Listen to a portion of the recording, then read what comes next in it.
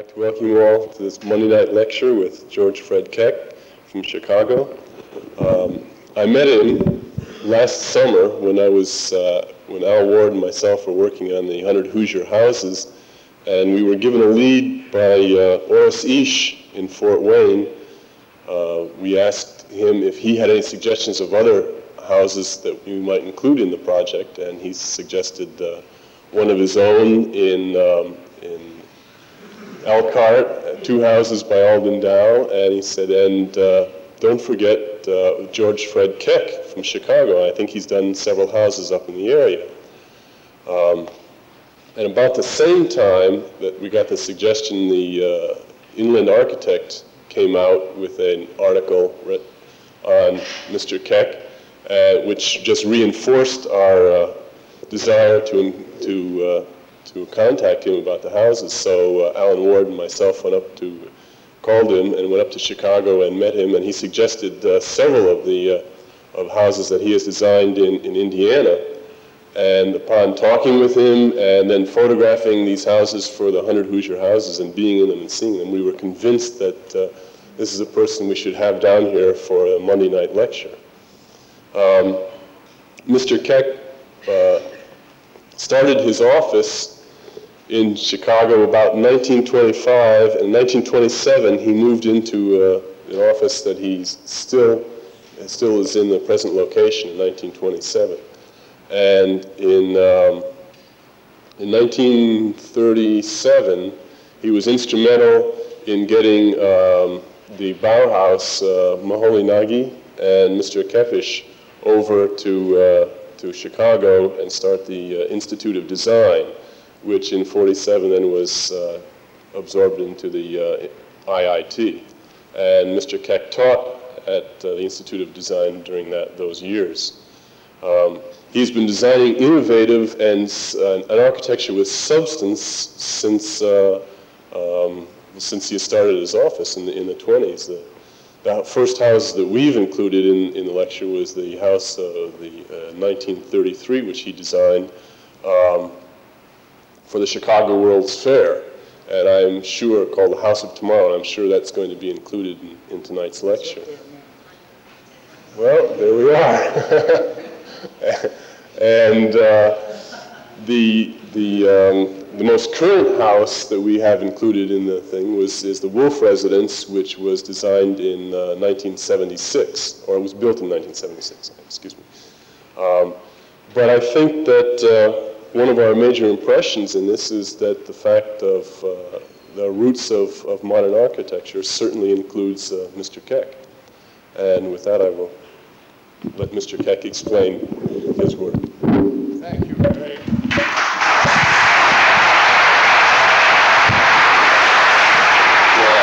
Let me see which. If I talk in this tone, is it all right? Can everybody hear me? No? All right. Dean Sattenfield suggested that I talk a little bit about the Chicago architecture. I suppose you all know about the Chicago architecture and its importance. Evidently people still can't hear whether we should put it for another notch. We should have done that this afternoon. Is that better? And its importance in the field of building.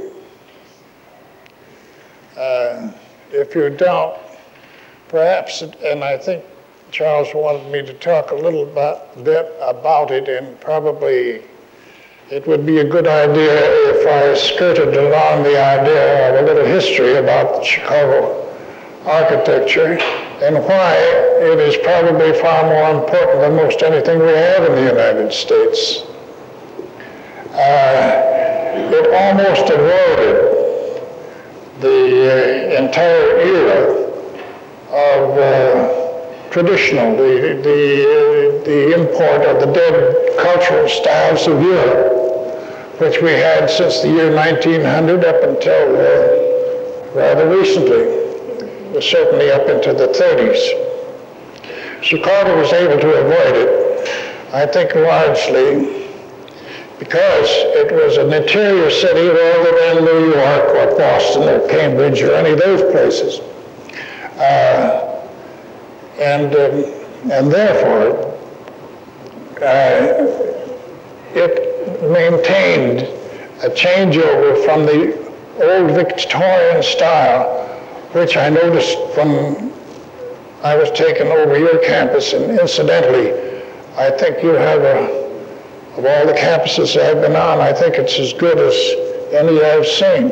There is a certain unity, and I like, especially, and historically, I'm speaking now more historically than anything else,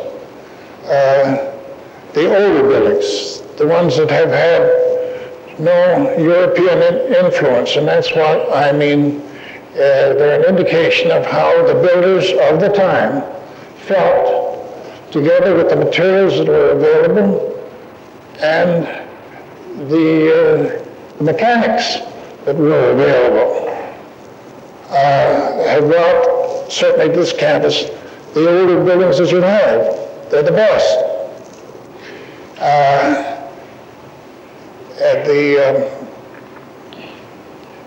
And that was borne out some years ago. As a matter of fact, my feeling about that is rather strong because some years ago, in the 1930s, when I was very much interested in the Institute of Design, we had Siegfried Giedion, and I assume most of you know who he was. Over here, he wrote Time, Space, and Architecture and a few other books. And I took him out to show him the first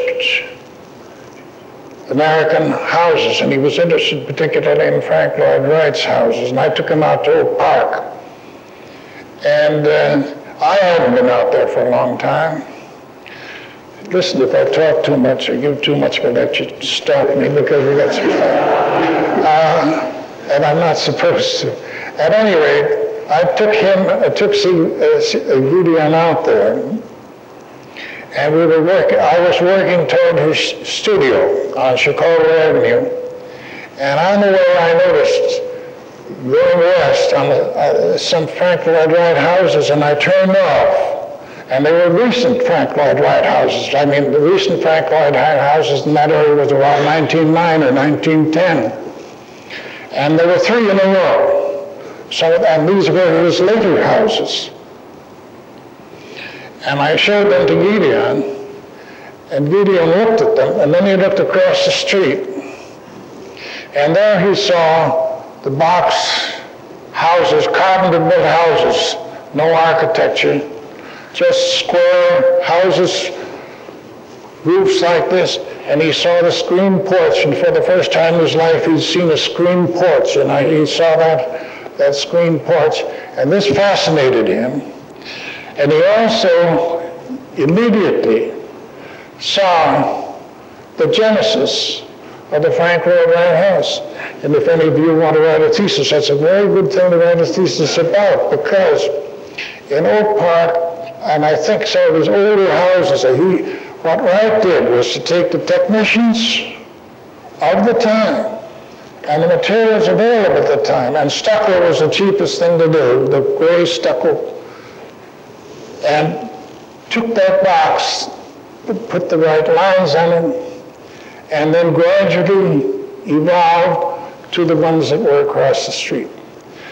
I think the one thing that's amazing, and I wish a great many more institutions such as yours would give courses in general education on the reading of architecture, so that when a person walked down the street that he could understand what the hell's going on, and place in time and space when this building went up. I mean, to me, this is, people have said to me often enough, write a book. I said, go look at my buildings. That's what I've got to say, nothing else. And I think any architect, such as you, would, it's the same. And yet people walk down the street, they don't see anything, they don't relate it, they've grown up with it. And there was a time when architecture, a great many college students took courses in architecture just because they did a lot of traveling and were able to do that even better than they do now. Well, out of the mid-Victorian came a few early good architects, Louis Sullivan and Frank Lloyd Wright, before the turn of this century. And they continued there and weren't influenced so much by Europe or the Beaux-Arts or the American Academy in Rome. And consequently, they were able to develop for a longer period. And also about that, one of the reasons for at the turn of the century, into the flout back into the traditional style has been the fact that a great many Americans at that time were beginning to travel to Europe. The big boats, the big Vaterland, the big steamers were taking, and many people over there were charmed by these things, and they came back, and this is what occurred. And this is the importance and the best tradition which was followed for a longer time than elsewhere in the United States, simply because we weren't on the border. There's plenty of information that you can get about the Chicago style, but this was the important thing. Now,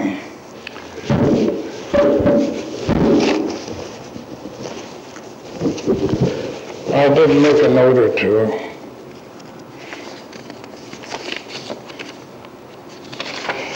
I got, not from Charles, but from Woollen, a friend of mine, the client, when this chap asked me to give a talk, I said, what would you like to hear? What do you think I ought to dwell on?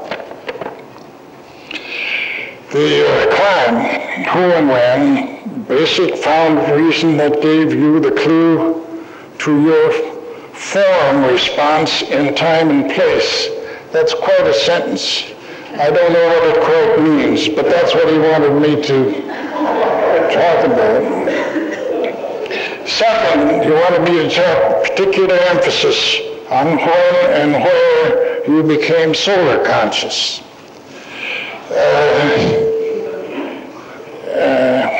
And three, exposure to floor heating systems. Well, now we've done all of those things, and we did them not now, but 30 and 40 years ago in our office. And it might be interesting to spend a minute talking about that. We were talking about Bill Worcester. But Bill Worcester, William Worcester is an architect, the dean of architecture at Berkeley when he died. He and I were about the same age. And a great many of the architects, Bill Nescaz, Louis Kahn, all these people that are about my age, excuse me, unaccustomed as I am to wear a beard, we're interested in the same thing, only in the 20s and the 30s, we call it trying to design a building to fit the environment. But now environment is coming back as a perfectly good word. Though this is what we were trying to do. And in my area, in Chicago, where we were working, when we tried to find out some information about temperatures and the environment, direction of the winds, and so forth, to make a floor plan. One of the reasons our office has done largely residential work has been that we were able to perform these experiments in planning and so forth much easier than we would in a new school building where you have to talk to a whole committee and something. And certainly in those days, if you talk modern architecture, nobody knew what you were talking about.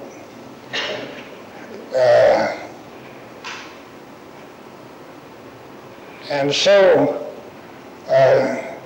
one day, a reporter from the Chicago Tribune came into the office and wanted to know what we were doing and publication. And we told him, and then of course it came to the point where probably the most important thing that we had to deal with when we were dealing with the environment was the sun. So we talked about it, and it was this. The name of the man was Al Chase. He was the architectural editor and the real estate editor of the Chicago Tribune, gave our houses, and we were doing them, this is in the 20s and 30s, the name Solar houses, which we began to do then. In fact, I tried to get Libby Owens Ford interested and Pittsburgh interested, and they weren't interested. They were much more interested in provincial architecture and things of that kind at that time. And for all I know, even now.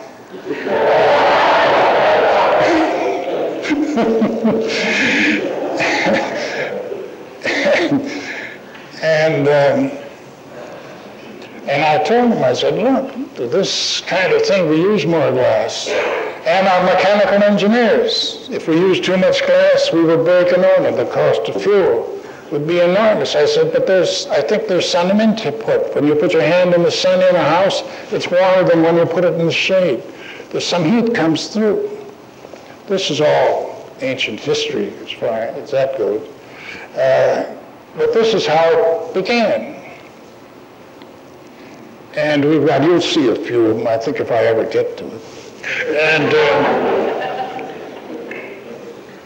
And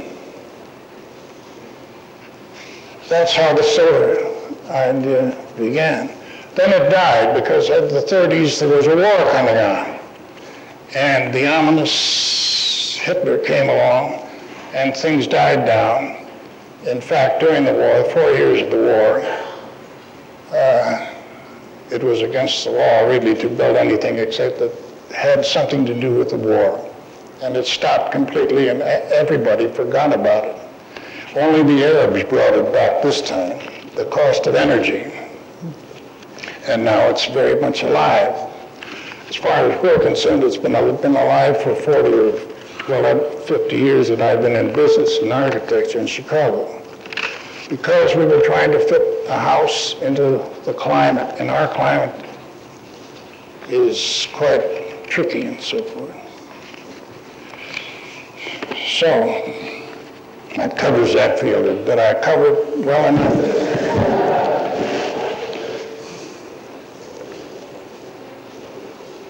Exposure to floor heating. Well, a great many of these houses, a great many of these ideas came along in the 20s and the 30s before you had summer air conditioning. Now, summer air conditioning has changed a good deal of this because in those days, and I think you'll see some of the houses, you'll see if you ever get to see them, we tried to do everything that we could to equalize the climate in a house. In the summertime, it was too hot. In the wintertime, it was too cold. How can we equalize that? By design. That was our problem.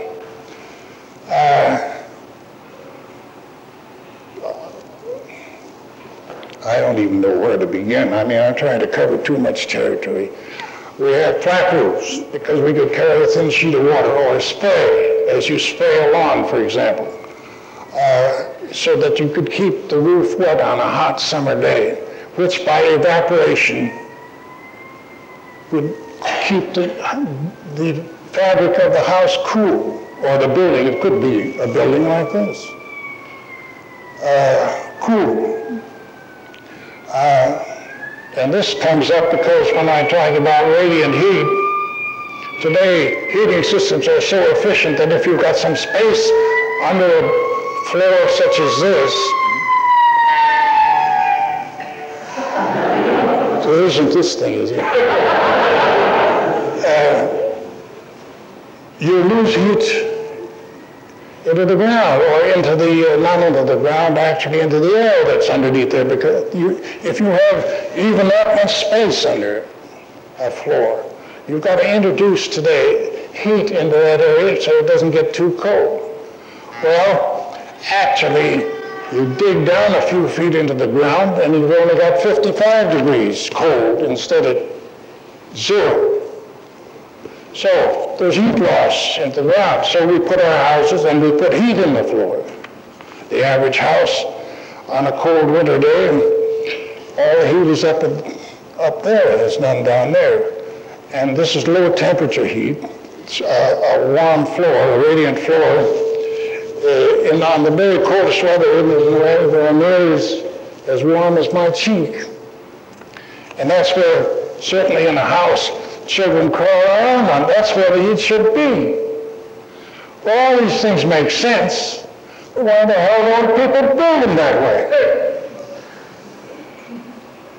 That's what we asked ourselves. So we started to do that. We're not alone. There are other people that have done the same thing. But I think the most archaic industry in the United States is the building industry. There isn't anything any worse. All that a good many people think about is grand architecture and creative architecture and stuff like that. Get down to the basics.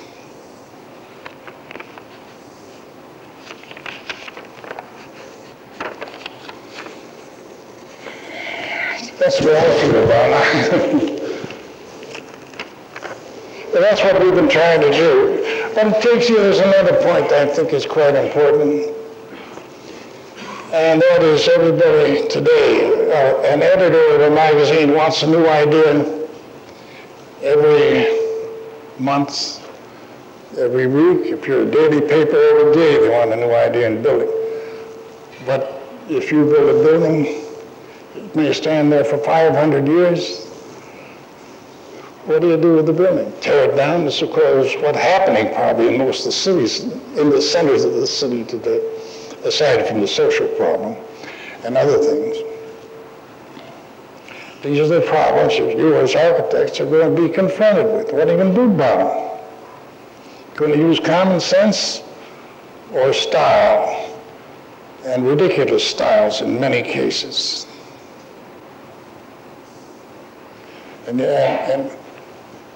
And even if you look at the magazines, the average magazine,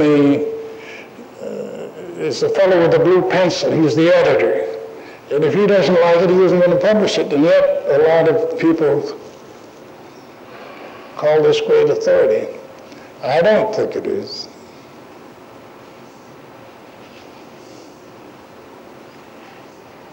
It's the authority of an editor who wants to sell some newspapers or magazines. Well, how am I doing? We're going half an hour now, haven't we? As for the client, who and when, basic found reasons that gave you the clue to your form, response in time and space.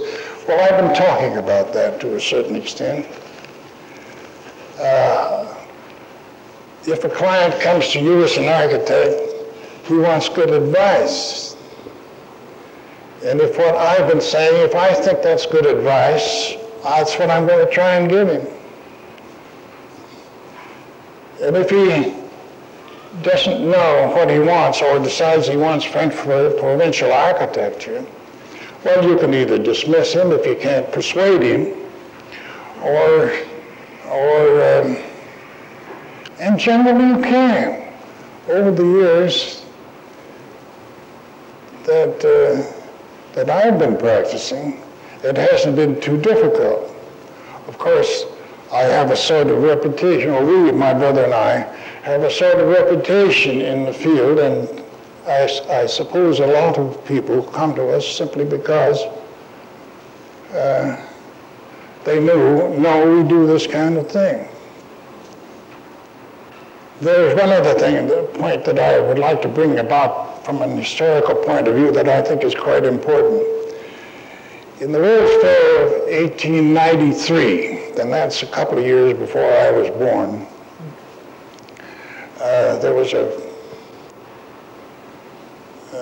World's Fair in Chicago, and McKinley and White, the then outstanding classical architects of the United States from New York, were in charge of the Chicago Fair, and it was very classical. And Louis Sullivan made the remark at the time when he saw that probably what has to happen in architecture is for us to strip our buildings naked and start over. Well, that's what happened.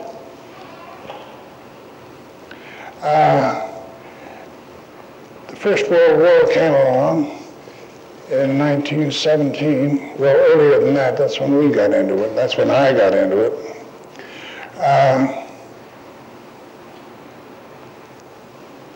And Germany was devastated at that time, and it had to be rebuilt. And I was old enough, I was a little second lieutenant at the time, was devastated and had to be rebuilt. There weren't any of the machinery, there wasn't any of the machinery such as you have now for building by governments and so forth. And much of the building that was built when Germany was rebuilt, and other parts of Europe, was done by private funds from people, from financiers like J.P. Morgan and people like that, and money borrowed from financial organizations.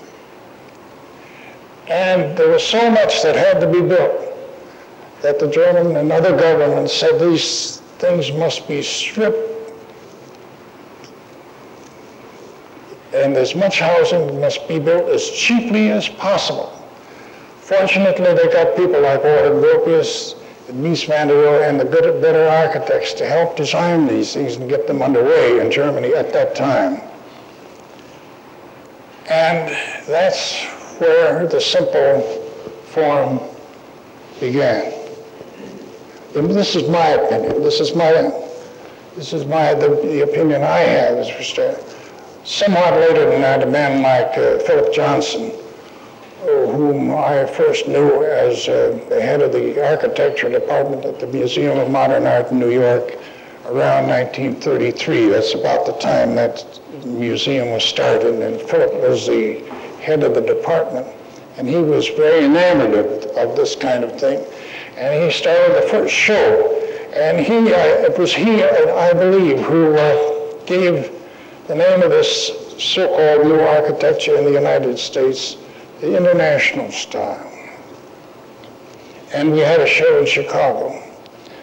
I had one or two things in it at that time. And it wasn't at any of the better places. It was at Sears Roebuck. They had Sears Roebuck, because this wasn't very popular at that time. So now, we've gone off on other tacks, many of which are very bad, I think. But historically, this is the way I think it works out. Now, I can be wrong, but that's my personal opinion. I think I've talked enough, and I'm getting a little tired. Do you think we could start? Can we turn out the lights or something? This is the house of tomorrow at the Chicago World's Fair, 1933. Can you pull that down a little bit or fix it so that we can see that other house? I'll sit down on one of these if I have to.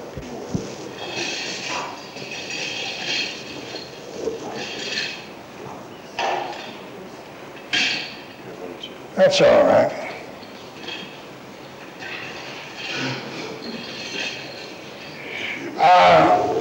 In my hometown up in Wisconsin, there was an octagon house. You can't see much of it. I don't have very many slides of it. And from my hometown, which I grew up in the neighborhood of that house over there. So I thought it might be a good idea. And economical to have the least amount of outside area, square footage, enclose the largest floor area. And that's,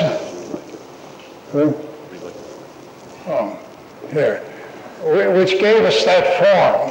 Well, I included in the house a hangar for an airplane, as you can see, a garage. And we haven't quite reached that yet, you see. This is 1933. How long ago was that? About 30 or 40 years. We haven't got there yet. And there had to be an exhibit house, so we had to, you could see the circulation we had here, terraces and so forth, and a place to sit down upstairs. How do I signal to the man? Just next. Yeah, here's the floor plan, and there's the house. There's the airplane hangar. Here's the car, and at that time there was a car called the Pierce Arrow. And this looks like a car that was built rather recently. The Pierce Arrow Company made two of them, and we were able to get one of them in this house.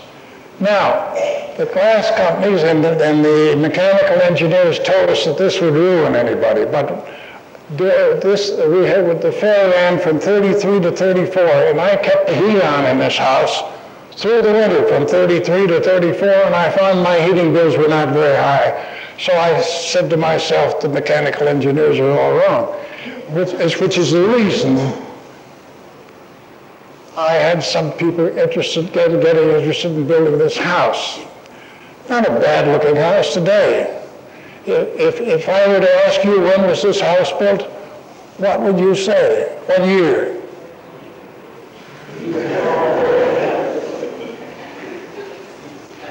Oh, can we have another one?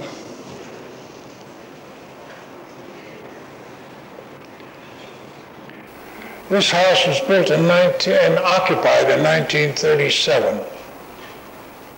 Next, please. There's a detail. At that time, there wasn't any television, so the radio was built in here, and what's one of the loudspeakers there was another one on the other side. And the Venetian blinds were on the outside of the glass. Next, please. The bar, the door of the kitchen, built-in furniture. This is around the fireplace.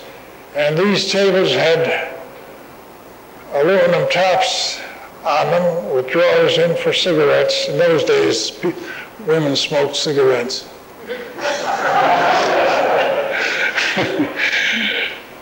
And acoustical ceilings, she didn't want any carpeting on the floor. As a matter of fact, this place was built as a summer house up there. But when it was built, the owners moved in and they never moved out of it. They stayed there all the time.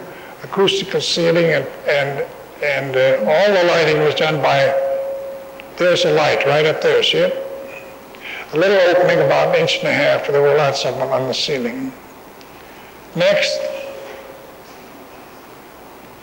This is a detail of the table. You could take them apart and they became card tables. And an aluminum chair which could at that time be moved in and out.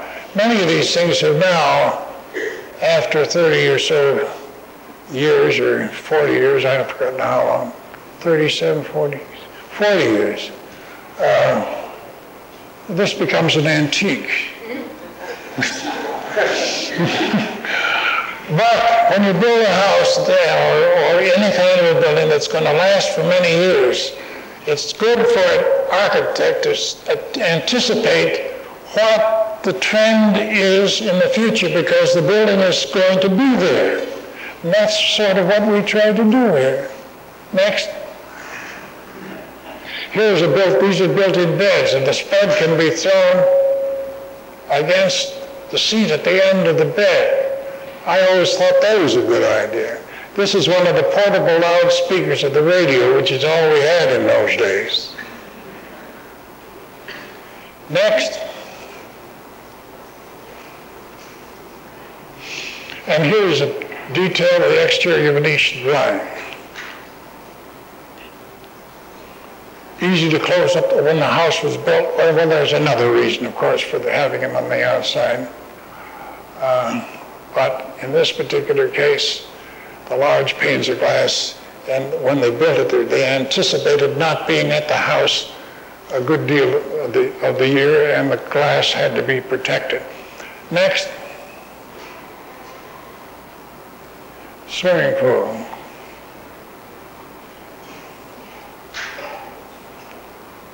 Note the overhang. Next. Okay. Here's where I live. Yeah. This is in Chicago, near the University of Chicago on University Avenue. And there are three families. Professor Gottschalk, University of Chicago, me, my brother, and our reception rooms, three-car garage. Because we come and go by car. I can take my friends who I bring to dinner right into the garage if it's raining or snowing, and I'm in the house. I can close it up. And now with security being important, you don't even have to get out of your car. You just press the button, drive in, press the button, and you're in the house, and leave the same way. Everybody ought to have that. When did you build that? 1937, same as that other house. We've been in that house. We were celebrating this year, our 40th year. We had to conform. This is in Chicago, and also we wanted to conform with other red brick. Chicago is largely a brick town, and red brick buildings all around us. So we conform. We try to conform as much as possible, and still keep the amenities that we think we need. Next. Another view of the building.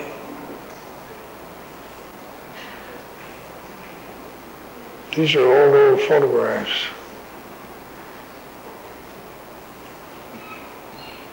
Next. Oh yeah, we've got terraces. Each one of us has terraces. We have built, since this photograph was taken, a terrace for Professor Gottschalk down here. There's nothing underground, and the ground level is, what you might call a basement, simply because of sewer conditions in Chicago. It's in a low area. Exterior Venetian blinds, you'll notice. At this was built, of course, at a time when summer conditioning was not considered. And we wanted to cut out the sun before it came through the glass. And that's the reason we used it here, as in many other places. Next, my brother's terrace up at his level. Flat roof to carry sprayed water. Next, please. With the blinds on the outside, we had to have windows of this kind that open in. And it's a good idea because from a security point of view, it's practically, if you open a window, even if you didn't have the blind on the outside, you'd have a hell of a time crawling into the house.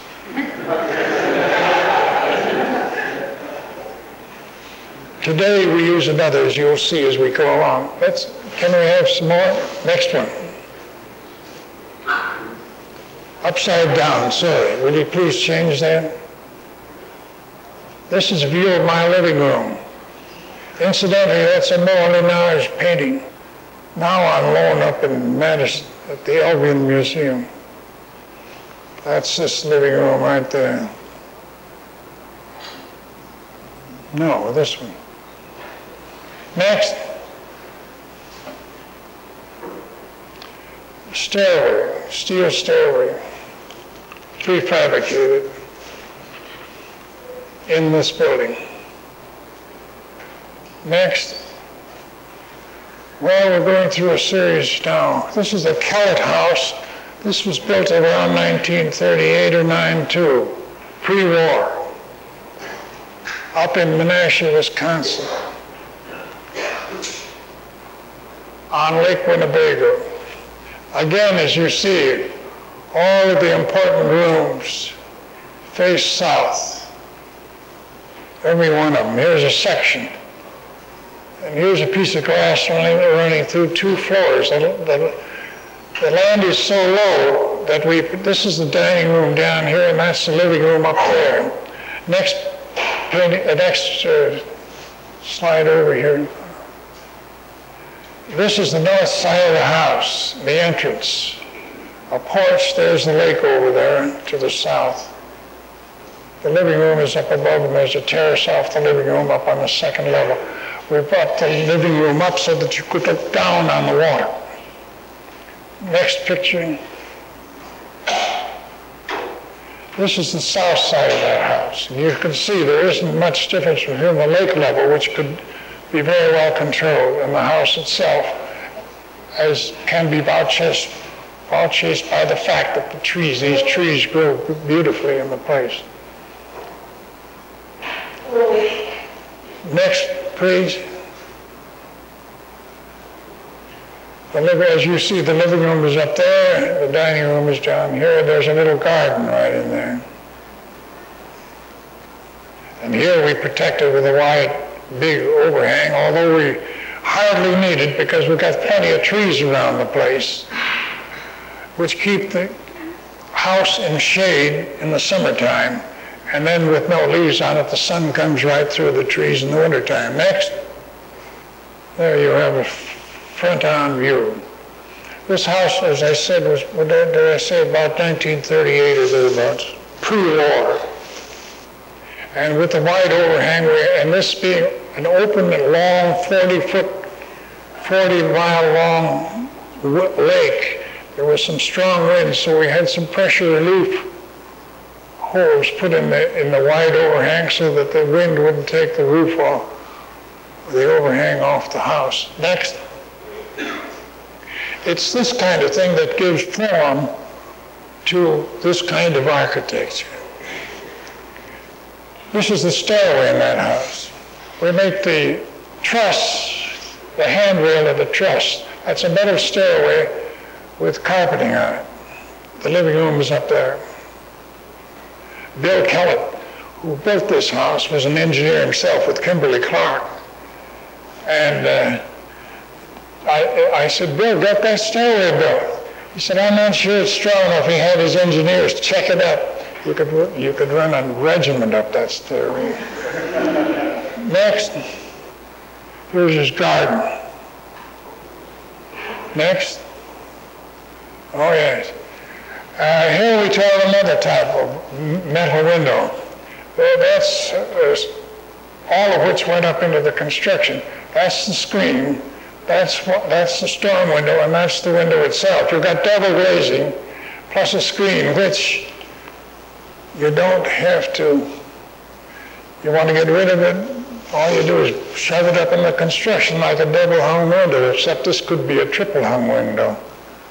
And you don't have to take the storm windows off or put them on, or the screens off and put them on. It's all in the construction. At that time, it didn't cost much to have that done. Next.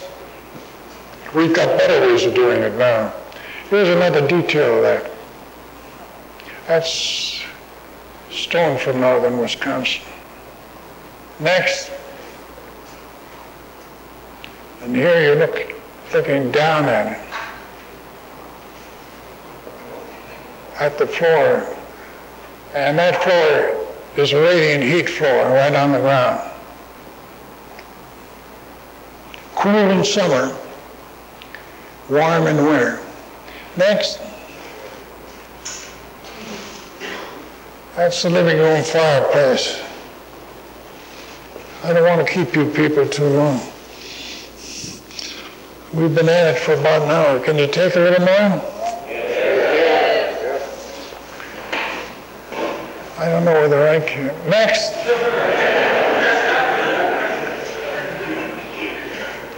Incidentally, we used fluorescent lights and designed them and put them into this house all the way through the house. There's one of them over the stair hall.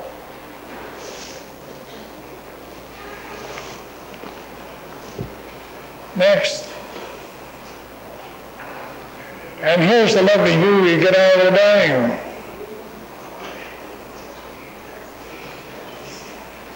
Nice place to live.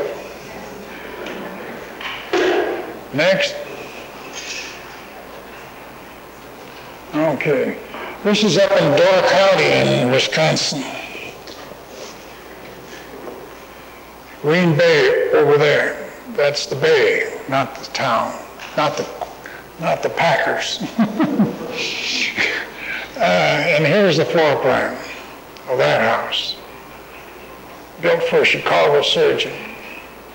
In about the same time, around 1938, place to take sun baths up on the top there. Next, there's the Green Bay.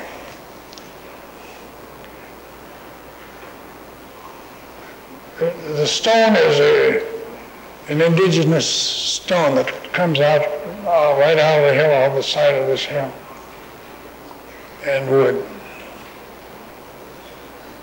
Next. See, even in the wintertime, they block out the sun. when this photograph was taken. Next. Next.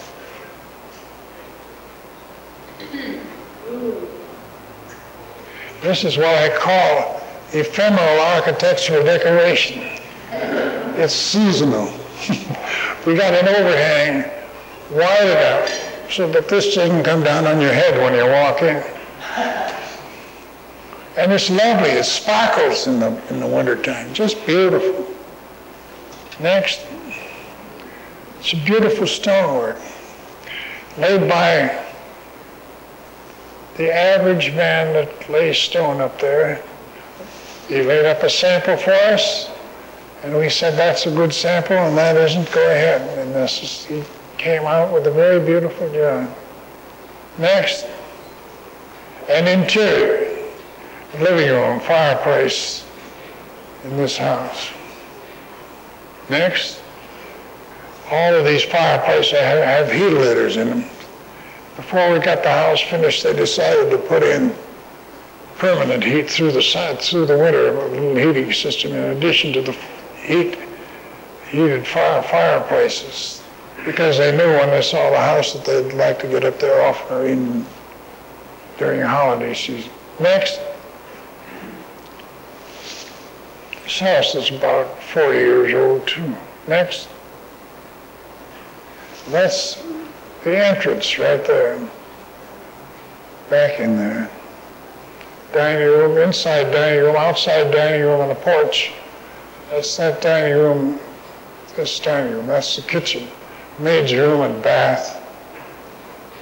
Another room. Dining room, living room, study, a couple of bedrooms here, and then some upstairs to bedrooms around. They're not all shown. Next. The master bedroom, a detail of a built-in dressing table. Next, that's just a tricky photograph. Next.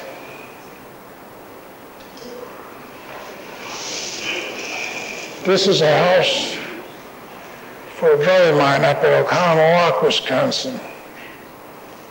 There's a lake over on the other side, and you can see all of the rooms upstairs. And all of these rooms are facing Lake LaBelle, up in Oconomowoc, Wisconsin.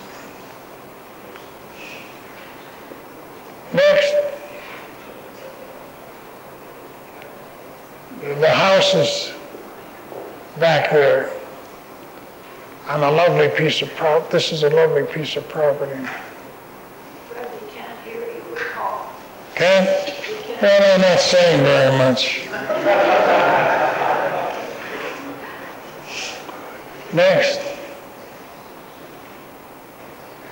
There are terraces, screen terraces off the 4 bedrooms, which you can read very well in this plan, and the living room, dining room, kitchen. This is the side of the house that faces the lake. Those children are all grown and married now. This house was also built about 1940, just at the beginning of the war. Next. Well, there's the house, and there's my brother and some of his kids, children.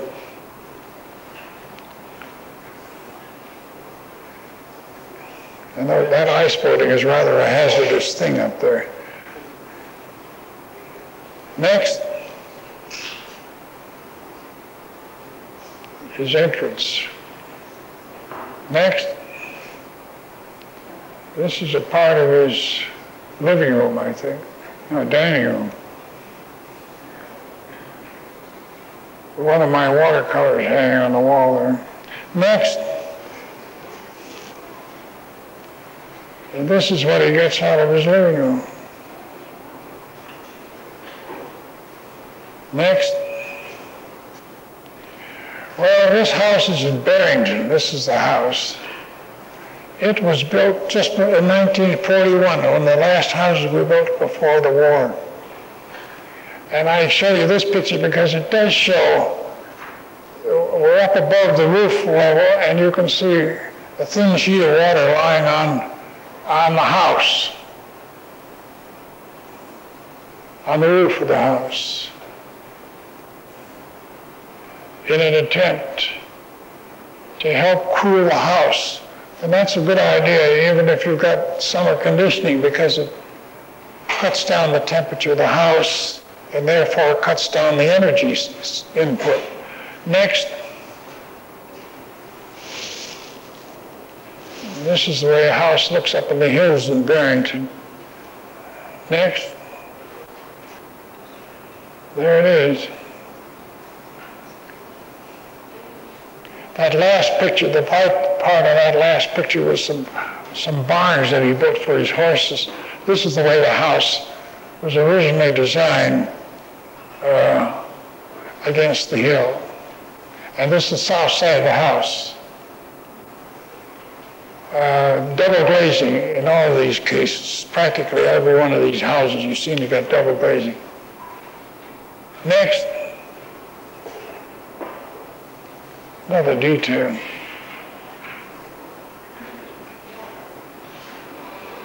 Wintertime.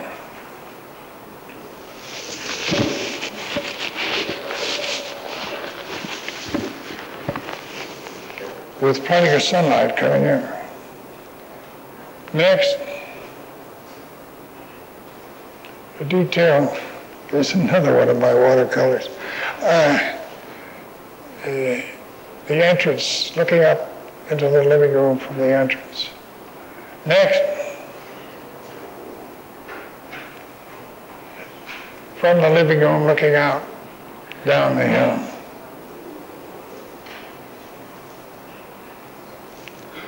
Next. The dining room, a slate floor, radiant heat in the floor. You don't use many rugs and things like that when you've got a floor like this, which is